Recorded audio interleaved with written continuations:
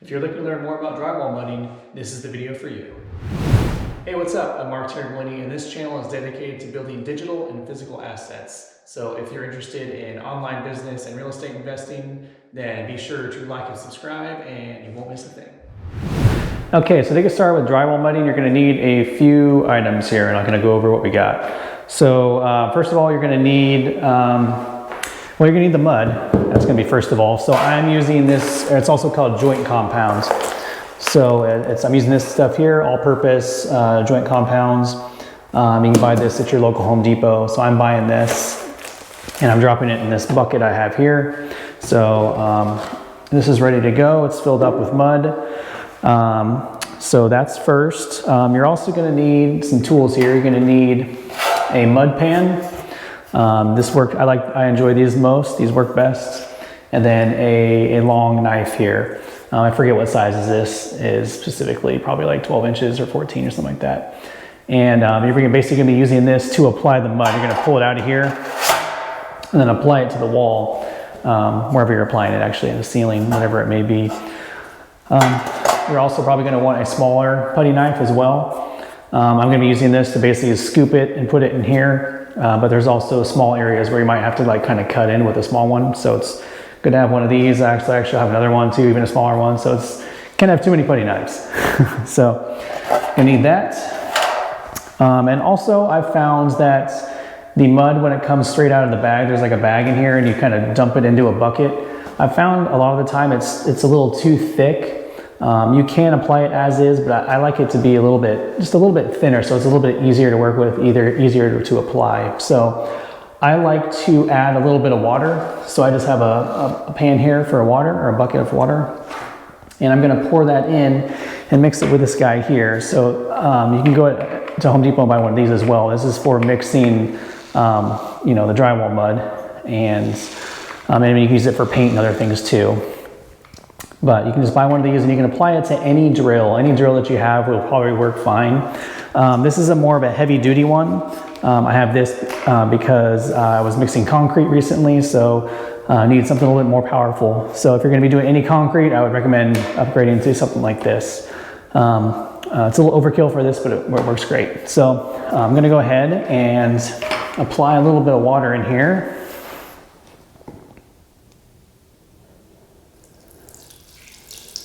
Try that, and basically just mix it up. And I like to do this, get the water down in there first. Otherwise, when you start it on the top, it just kind of sprays the water everywhere. So I kind of like to make some holes in the mud just so the water kind of like sinks down into the mud a little bit first, and then have at it.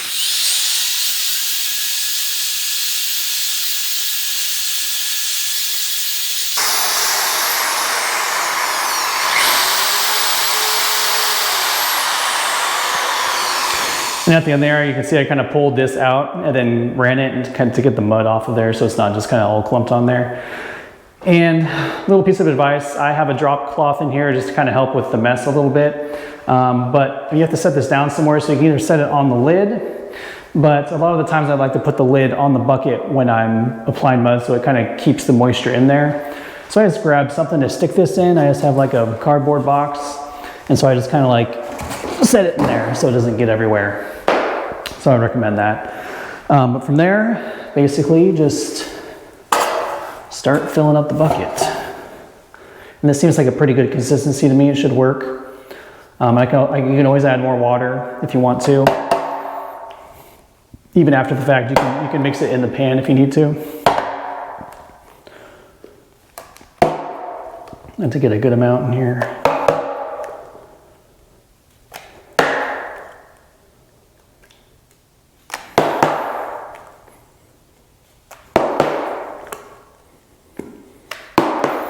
And doing drywall, don't be afraid to get dirty because it gets everywhere. It's going to get all over your hands, all over your clothes, on the floor. It's going to get everywhere. So just accept it, especially when you're just getting started. Okay.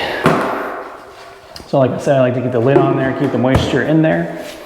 you take your knife here, and what you want to do when you're applying this is a lot of the knives have kind of a bow to it. So you want to kind of look down the center of it and kind of see which way it bows.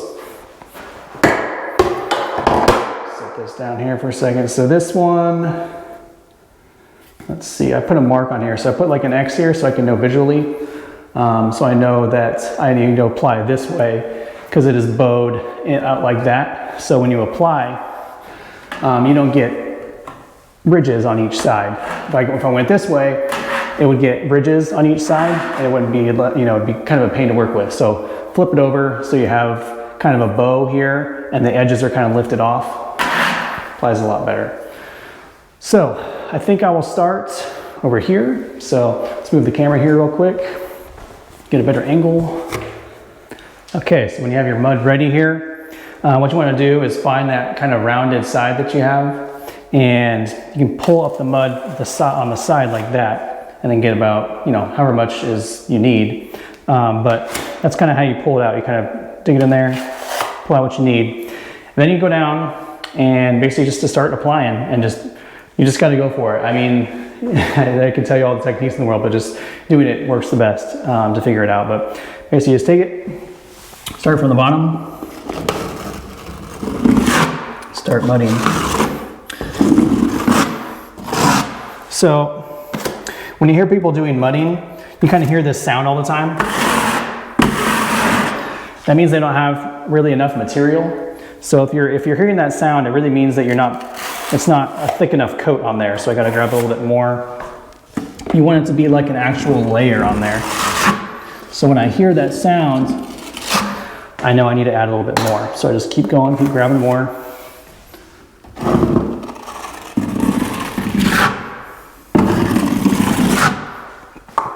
Keep going, and you'll start to get like kind of mud up the side on here, or up the front, and you just can start over, wipe it off, and start over like that.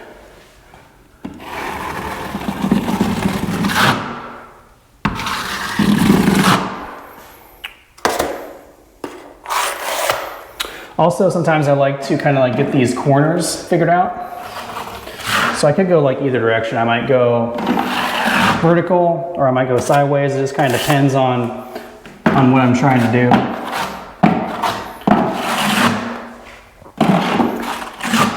I definitely want the corners to look good. So like right here, you can see the corners, I have like a buildup right there, which isn't great. So I'm gonna wanna probably address that.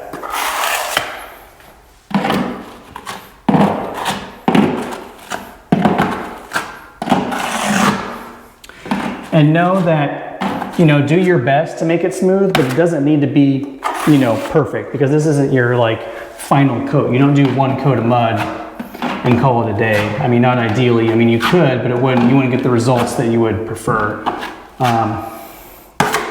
So basically you do one coat as best you can, and then you sand it, and then go back over with another coat, and then sand it again.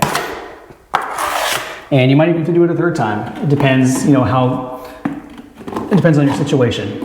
I try and do it in 2 coats with sanding in between. But I usually have a little bit of touch up to do. So.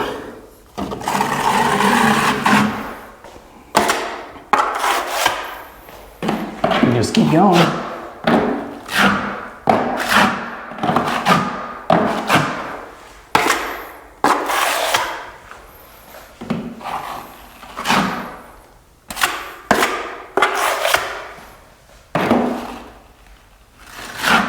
Do you hear when I first applied that? It was kind of quiet. I'll do it again here.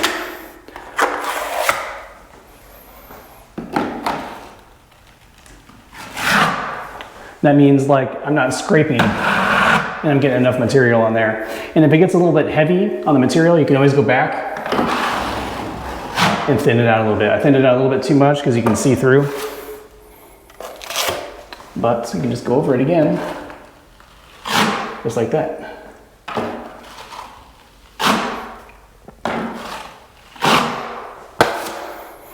And you'll get better at it and better at it. You'll get lines and stuff at first when you're just kind of figuring it out. But then, so you can work on it a little bit more. So like when you're pushing, you can actually put like more pressure on one side or the other. So let's say I want to keep, this side, the left side smoother than the right side. I can apply more pressure on the right side, and that'll kind of like put less pressure on this side, so I won't get a line. So you'll kind of pick up these techniques and things that work for you.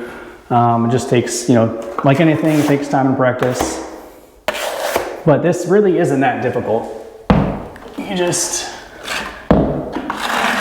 do it and you get better at it. So I'm gonna bust out this wall, but that's about all it takes. You just kind of keep going. You fill up more mud when you run out. You might have to add some more water to keep it smooth, keep it easy to work with.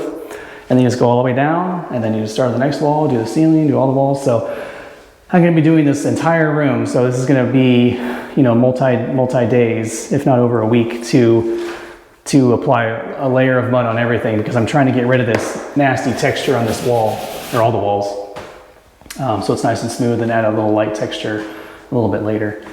But that's what I'm working on. So I will check in later.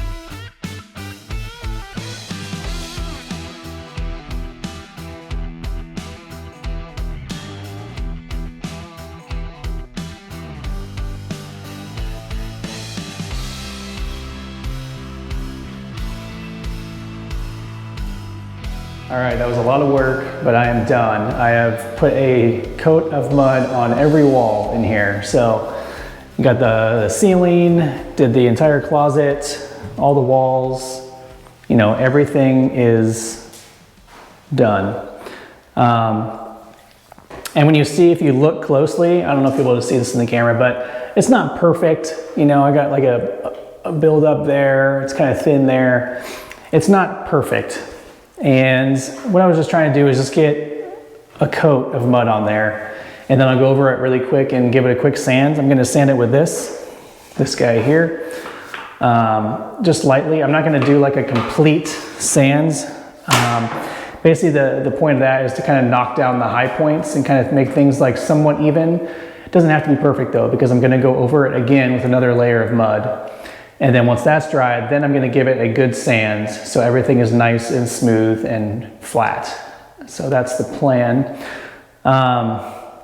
One more thing is I was using this guy before to mix the mud, and it worked. I got by with it. It was fine.